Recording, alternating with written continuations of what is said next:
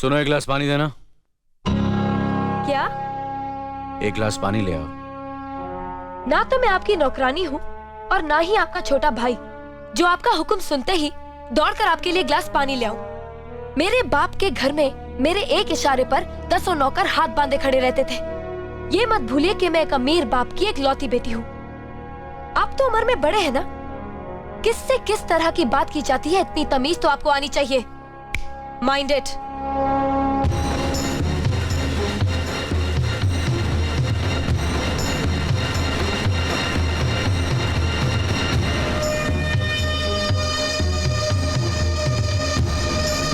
मालिक, छोटी बहू की बात का बुरा मत मानना, नादान है, बच्ची है। गलती हमारी है मुनीम जी। हमने ऐसी लड़की को काम करने को कहा जिसे काम करने की आदत ही नहीं है। बड़े भैया, पानी। नकुल, वो ट्रैक्टर रिपेयर करवा लिया ना? जी करवा दिया।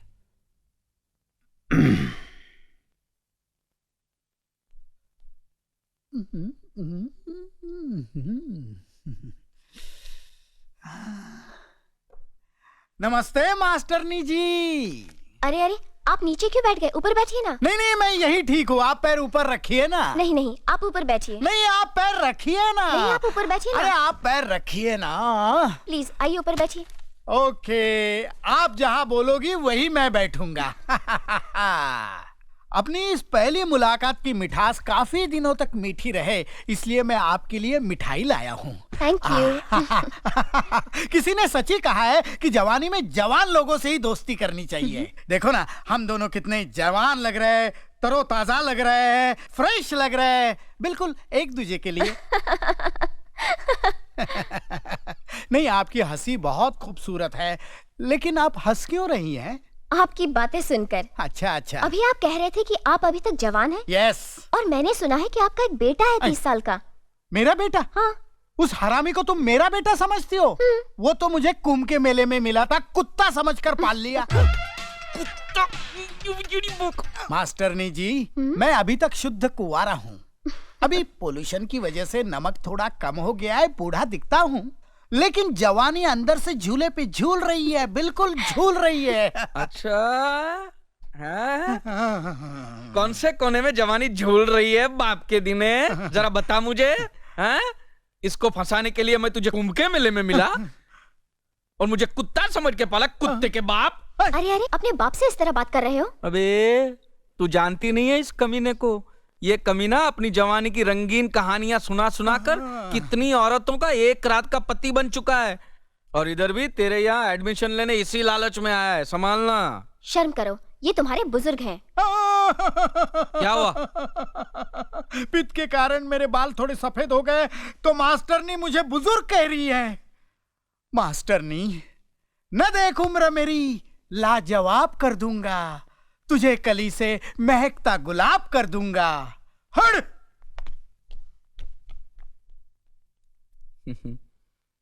तुम तो दरिया हो, समंदर हो। तुम्हारे अंदर पहले से ही INS अर्जुन नाम का जहाज डूब चुका है। फिर ये मेरे बाप जैसी छोटी मोटी कश्तियां डुबोने से क्या मिलेगा? छोड़ दो बेचारे को, माफ करो, आगे बढ़ो, जाओ। हाँ, अजीब बाप बेटे हैं।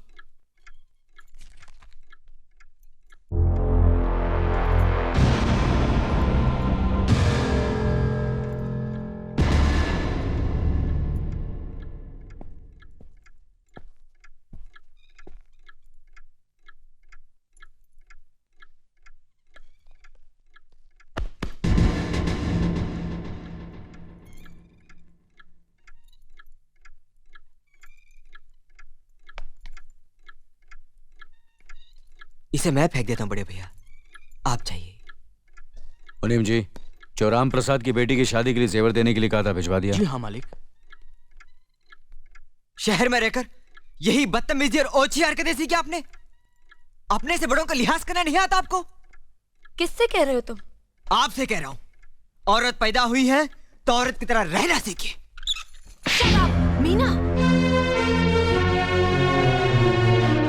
नकुल, तुम अंदर जाओ।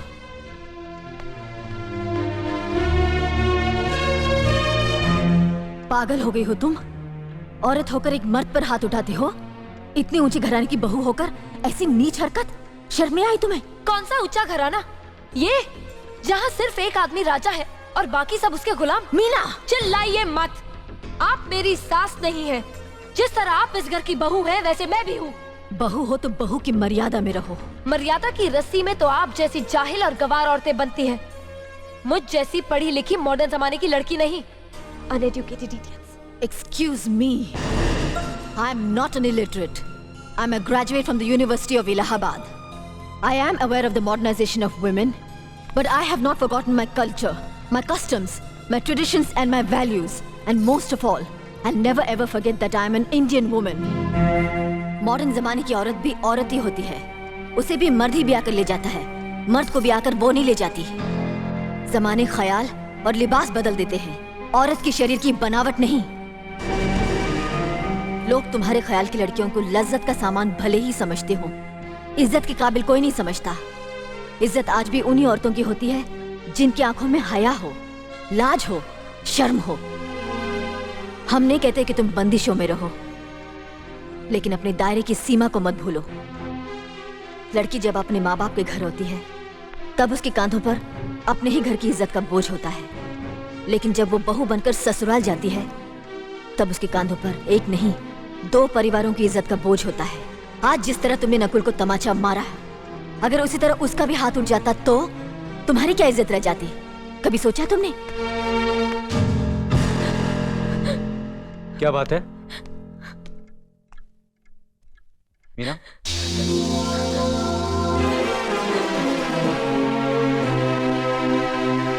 क्या हुआ भाभी? हाँ, कुछ नहीं। मीना कह रही थी कि उसे खाना बनाना नहीं आता। हमने सोचा कि 2-4 खरी खोटी सुनाने से ही सीखेगी, सो सुना दिया, बस रोने लगी। क्यों अर्जुन, हमें तुम्हारी बीवी को डांटने का भी हक नहीं? क्यों नहीं, आप हमारी भाभी माँ हैं। आप मार सकती हैं, डांट सकती हैं, कुछ भी कर सकती हैं।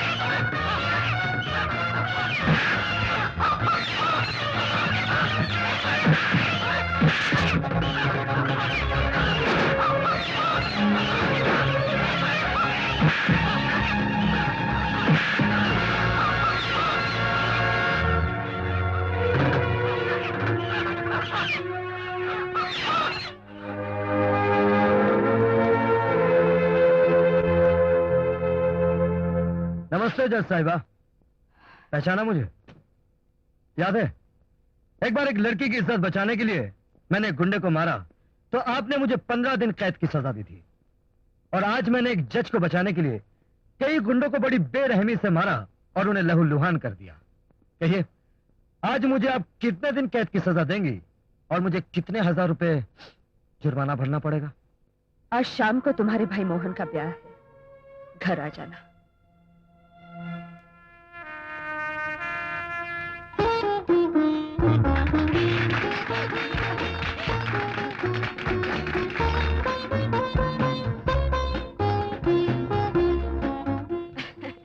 नमस्ते एमपी साहब, शादी हो गई?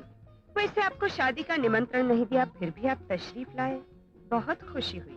जी, वो हमें निमंत्रण भेजने की क्या जरूरत है? इस इलाके के सभी बच्चे हमारे बेटे बेटियों के समान हैं। इन सबके दुख सुख में शरीक होना तो हमारा कर्तव्य है। और मैंने भी सोचा कि बुलाने पे तो सभी आते हैं, असली तो वही आते हैं जो खुद से चले आते हैं। और सुना आपके यहाँ शादी में खाना अच्छा खिलाते हैं।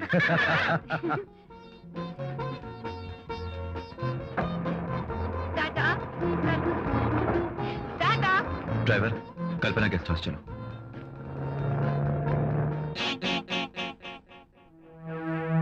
साहब, हमका बुलाया? हाँ वॉचमैन जी। यार कोई बढ़िया सी शराब पिलाओ। जी साहब। अरे सलाम साहब।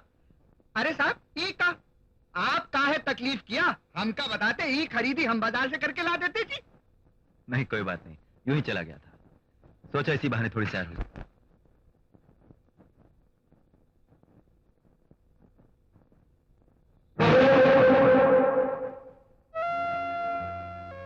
पतरा क्यों गए? तस्वीर खिंचवा रहे हो क्या? लगता है हमें यहाँ देखकर तुम्हें कुछ याद आ गया है। तुम समझे ये लड़की अपना जिस्म दिखाकर पेट भरती है, तो अपना जिस्म बेचकर रुपए भी कमाती होगी, और यही सोचकर तुमने मुझे धोखा दिया ना? धोखा? सपना, ये तुम क्या कर रही हो? मैं बिल्कुल ठीक कह रही हूँ। तुमने खुद कहा था कि तुम मेरे हमदर्द हो। मेरे जन्मदिन पर तुमने तोहफे की शक्ल में मुझे फूल दिए, मेरे दिल में इतनी उम्मीदें जगाई, और आज तुमने किसी और लड़की से शादी कर ली। लेकिन सपना, मैंने तुम्हें कभी भी इस नजर से नहीं देखा।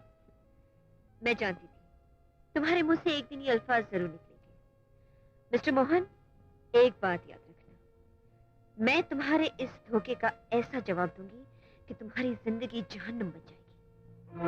सपना सुनो तो मेरी। अरे चलो सपना, हमें इससे क्या लेना देना, अब चलो।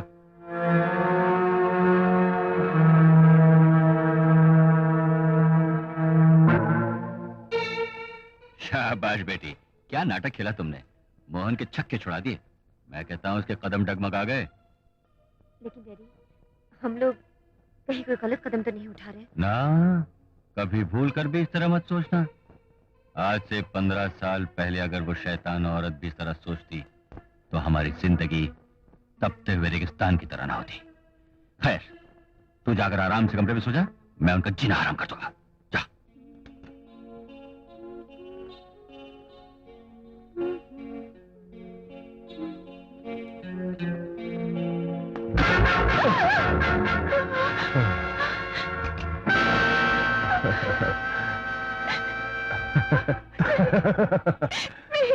चंपा रानी, अपन बाहर आ गया है, और मतलब तेरे को अच्छी तरह से मालूम, मर्डर, खूनम खून, लालम लाल। नहीं, मुझे छोड़ दो, मेरी जान मत लो। अपन तेरे को मारने के वास्ते इधर थोड़ा आया है, अपन तुझे ये समझाने के वास्ते इधर आया है कि तू अपने मर्द को हलाक कर डाल। नहीं। तकिए के नीचे बेहोशी की दवा रख देला है, सेब पर चाकू लगा देला है। तू अपने मर्द को वो दवा सूंघा कर उसके सीने में वो चाकू, नहीं तो अपन तेरा मर्डर कर देगा।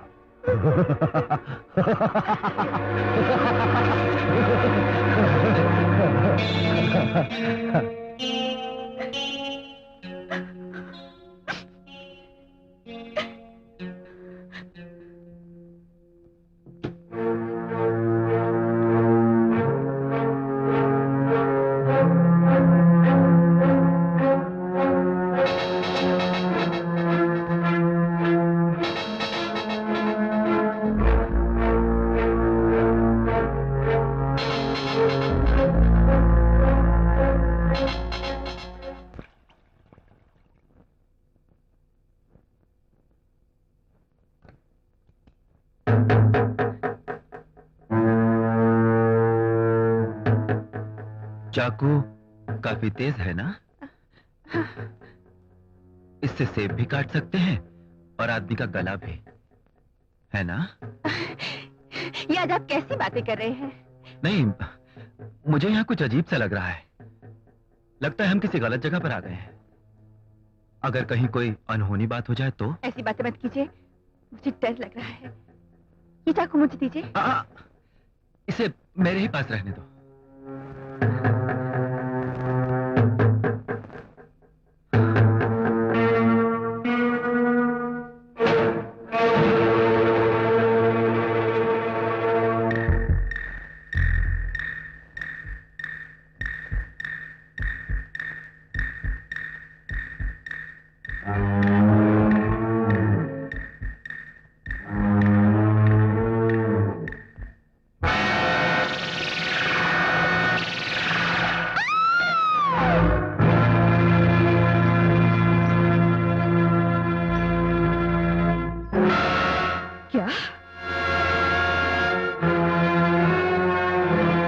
मिस सपना, क्या तुम इस आदमी के बारे में कह रही थी? जी हाँ, मैं और मोहन एक दूसरे से प्यार करते थे और शादी करने की सोच रहे थे, लेकिन इनकी बहन ने इनकी शादी जबरदस्ती अपनी नौकरानी चंपा से कर दी। ये अपने हनीमून पर जा रहे थे और इन्होंने मुझसे कहा कि मैं इनसे मिलने गेस्ट हाउस पर आ जाऊं। मैंने अपनी आंखों से देखा इंस्पेक्टर साहब कि चंपा से विनती कर रहे थे कि वो इन्हें तलाक दे दे, लेकिन उसने इनकार कर दिया। इन्होंने गुस्से में आकर उसे चाकू घोंप दिया और वो मर गई। नहीं, ये झूठ है, ये सरासर झूठ है। मैंने उसका खून नहीं किया। सपना, सपना मुझ पर झूठा इल्जाम क्यों लगा रही हो? मुझे फंसाकर तुम्हें क्या मिलेगा? इंस्पेक्टर साहब इसकी बात का यकीन मत कीजिए। प्लीज प्लीज इंस्पेक्टर, इसे मत लिखिए। झूठ बोला है इसने। मैंने जो कहा है वो सही है।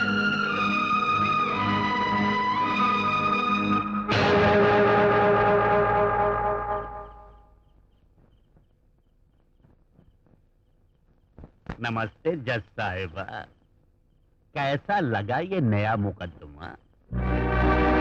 मेरे बेटे का मुकदमा आपकी अदालत में है क्योंकि उसने अपनी पत्नी का खून किया है, और आपका भाई पुलिस की हिरासत में है क्योंकि उसने भी अपनी पत्नी का खून किया है।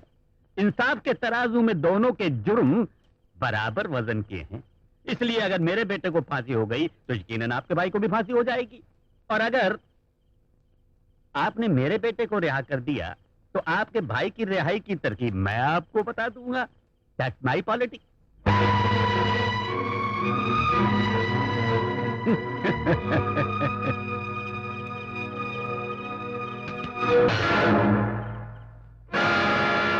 शिखर, मेरे भाई को खून के इल्जाम में फंसाकर तुम्हें तो बहुत खुशी हो रही होगी, क्योंकि तुम्हारे चक्रव्यूह के जाल में मेरा भाई अभिमन्यु की तरह फंस गया है। लेकिन उस चक्रव्यूह को तोड़ने के लिए रवि अभी तक जिंदा है। तुम्हारे सारे प्लान मैं बर्बाद कर दूंगा। तुम्हें जेल भिजवा कर अगर चक्की ना पिसवा दी तो मैं भी अपनी बहन सुमित्रा देवी का भाई नहीं हूं, और ये तुम याद रखना। और हां, अगर तुम्हारे पास पॉलिटिक्स है तो मेरे पास भी पॉलिट्रिक्स है। हाँ? अचानक बिजली चली गई और मैंने मोमबत्ती जलाकर रोशनी करने की कोशिश की। उसी दौरान किसी ने तकिए के नीचे से चाकू निकाल लिया और चंपा का खून कर दिया। कत्ल से पहले तुमने उस चाकू को अपने हाथ में पकड़ा होगा, इसीलिए तुम्हारी उंगलियों के निशान उस पर मौजूद हैं। लेकिन मैंने चंपा का खून नहीं किया। ये खून किसने करवाया, क्यों करवाया, ये हमारी बड़ी दीदी बहुत अच्छी तरह से जानती है। लेकिन कानून पर भरोसा करने वाली हमारी बहन उनका कुछ नहीं बिगाड़ सकती, क्योंकि वो कानून को तोड़ने वाला राजनेता है। मैं अपनी वफादारी, अपनी ईमानदारी और अपनी कानून नवाजी के बल पर मोहन को छुड़ा कर रहूंगी।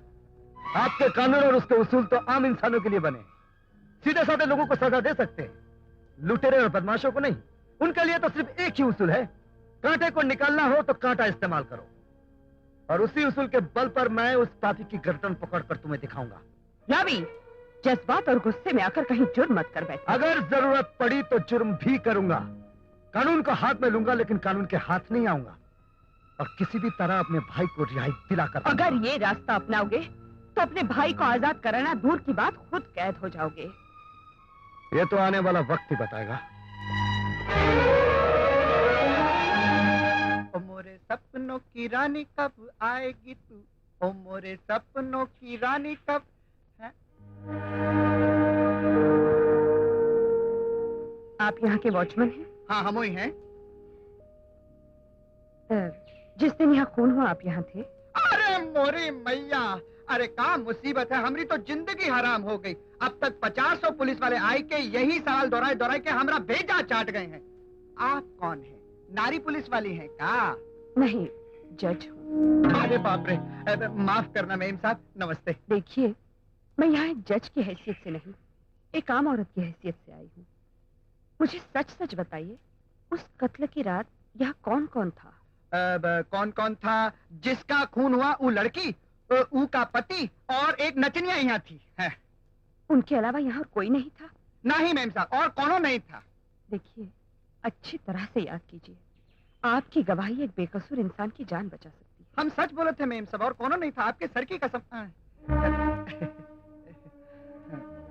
शुक्रिया।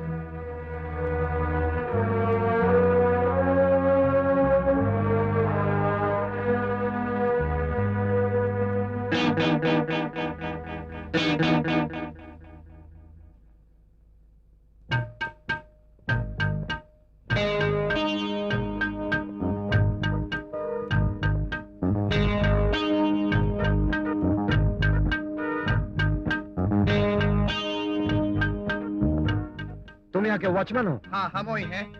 उस कत्ल वाली रात? अरे मोरी मैया, अरे बाप रे बाप, अब तो हम मर जाएंगे, हमारा सर फट जाएगा। आप कौन है साहब? सीआईडी वाले हैं का? नहीं। अरे भैया, तो फिर काहे को पूछताछ करने चले आए हैं? ये मेरे लिए जानना बहुत जरूरी है। क्या जानना जरूरी है? कि उस रात को यहाँ कौन कौन आया था? अरे भैया, कौन आवत है कौन जावत है, इससे तुमको क्या लेना देना है? मामला बहुत गर्म है। ए भैया, जरा बाजू में आ जाओ, काहे के दीवारों के भी कान होते हैं। आवा आवा।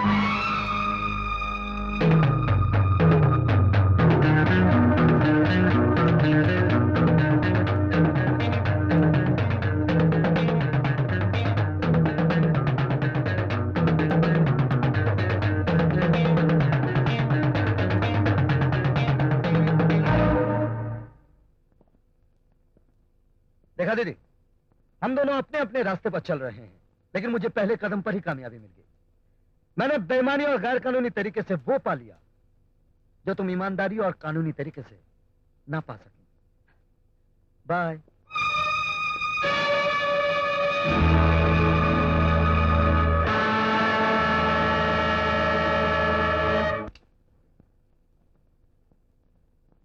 सपना,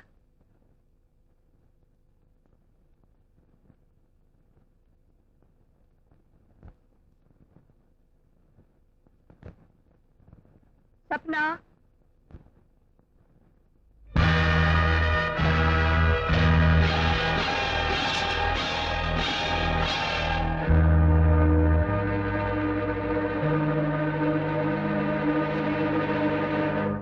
पथरा क्यों गई? तस्वीर खिंचवा रही हो क्या? लगता है सच्चाई ने तुम्हारे गले को पकड़ लिया और आवाज को बंद कर दिया, ये जानकर कि सपना और कोई नहीं बल्कि तुम्हारी अपनी बेटी है। मैं यहाँ तुमसे बहस करने नहीं आई हूँ, मैं सिर्फ सपना से मिलने आई हूँ, जिसकी जिंदगी तुम अपनी नालायकी और खुदगर्जी की वजह से बर्बाद कर रहे हो। Shut up! ये मत समझना कि मैं तुम्हारी अदालत की कटघरे में खड़ा एक मुजरिम हूँ। अरे मैं तो एक एक्स जज का एक्स हस्बैंड हूँ, समझे? सिर्फ मुझसे बदला लेने के लिए तुमने सपना को माँ की ममता से महरूम रखा, मेरे खिलाफ उसके दिल में जहर भर भर के उसे बड़ा किया, और आज उस मासूम को ये भी नहीं मालूम कि वो किसके खिलाफ गवाही देने जा रही है। अरे वो जानती है, मेरे सामने जो खड़ी पत्थर दिल औरत उसकी माँ है, और वो जो जेल गया था तेरा भाई है। सपना सब कुछ अच्छी तरह जानती है। तुम्हारे गुरूर, तुम्हारे घमंड को पैरों तले रौंद कर पाश पाश करने के लिए हम बाप बेटी ने ये नाटक खेला था, और जिसका नतीजा है तुम्हारा पत्थर दिल पिघलने लगा, तुम्हारी आंखें भर आई और तुम समझौते पर उतर आई। मैं यहाँ तुमसे हाथ जोड़कर कोई भीख मांगने नहीं आई हूँ, बल्कि सपना के दिल में तुमने जो जहर भरा है उसे निकालकर उससे सच कहवाने आई हूँ। मेरे जीते जी ये कभी नहीं हो सकता। मैं जानती हूँ अपनी बेटी का दिल कैसे बदलना है। मैंने उसे पाल पोस कर बड़ा किया है, वो कभी नहीं बदल सकती।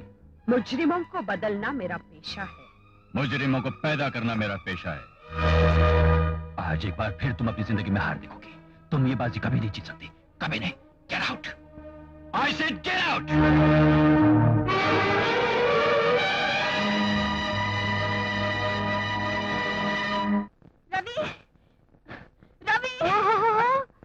महादेवी, लंगड़े बाप की चालाक बेटी, अब क्या रवि ने फिर पप्पी ली है? ये शिकायत करने आई हो? देखिए, मुझे माफ कर दीजिए। उस दिन मेरे पिताजी ने कहा था या माताजी ने, ये मुझे कुछ नहीं मालूम।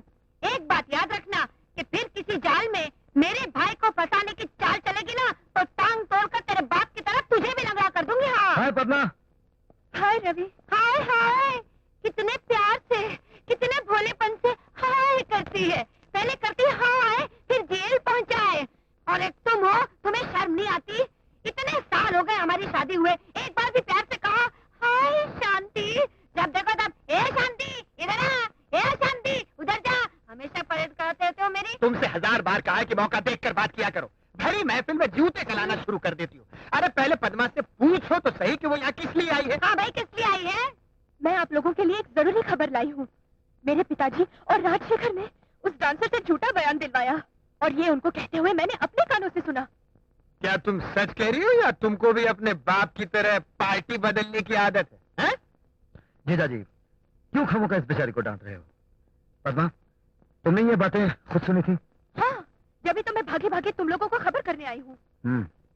जीजाजी, आप अपनी वर्दी को कांजी लगाकर कड़क करवा लीजिए। तब तक मैं उस डांसर सपना के दर्शन करके आता हूँ।